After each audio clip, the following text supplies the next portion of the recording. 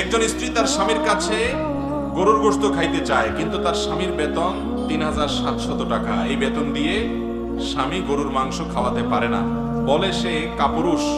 এতে কি করা উচিত ওই স্বামীর? ভাইরা আমার,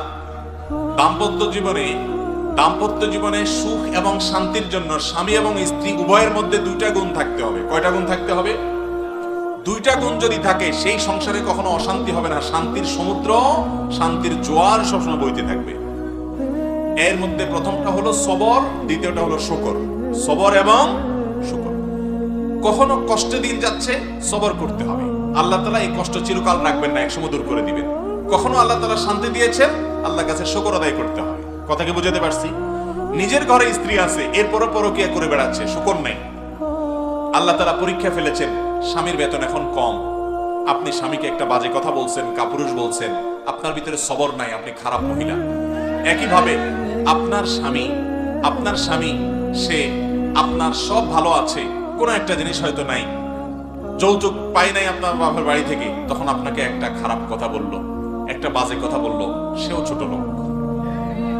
একজন ইমানদার কখনো এ ধরনের আচরণ করতে পারে? নবী করিম সাল্লাল্লাহু আলাইহি সাল্লামের বাসায় মাসকে মাস অতিবাহিত হতো, দুটি কালো জিনিস, পানি আর খেজুর ছাড়া আর কিছু পাওয়া যেত, এটা দিয়ে তারা মাসকে মাস পার করে দিতেন।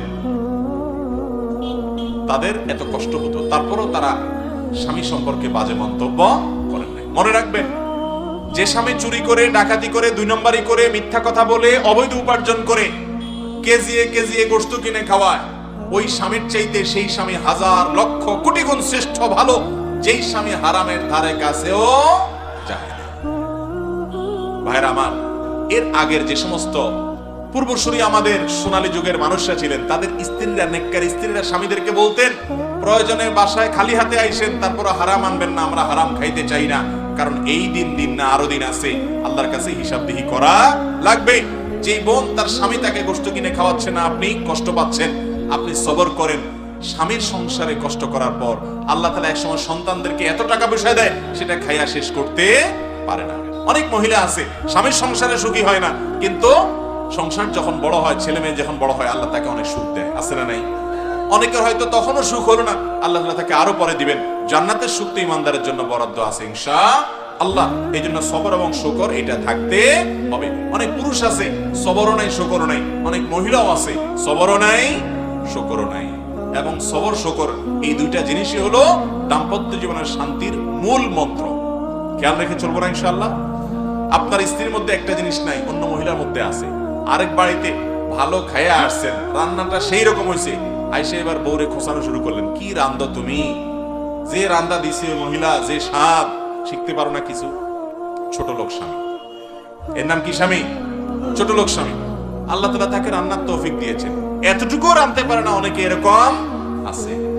এই সাবকন্টিনেন্টে, পাক ভারত মহাদেশে পুরুষরা মহিলাদের থেকে যত সুবিধা পায়, শুকর আদায় করা দরকার। মিডল ইস্টে যায় দেখেন, নাকে চরকি লাগায় ঘুরে মহিলারা, পুরুষদের বাসা রান্না বাড়ি হয় না বললেই চলে, সারাদিন শুধু বলে হোটেল থেকে আনো, হোটেল থেকে আনো। উনি সারাদিন সাজুগুজু করে, সব ঘরে ঘরে অবস্থা, হোটেল থেকে খানা দিয়ে বেশিরভাগ সংসার চলে।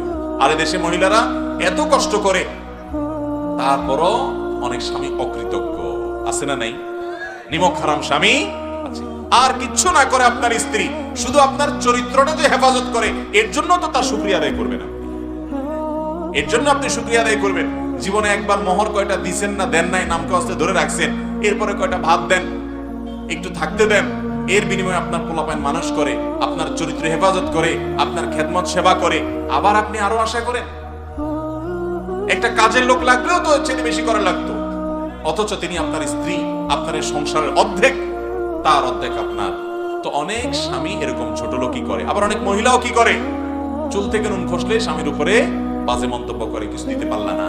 আল্লাহ তাআলা আমাদের ভাই বোনদেরকে ধৈর্যশীল হওয়ার, শুকরগুজার হওয়ার তৌফিক দান।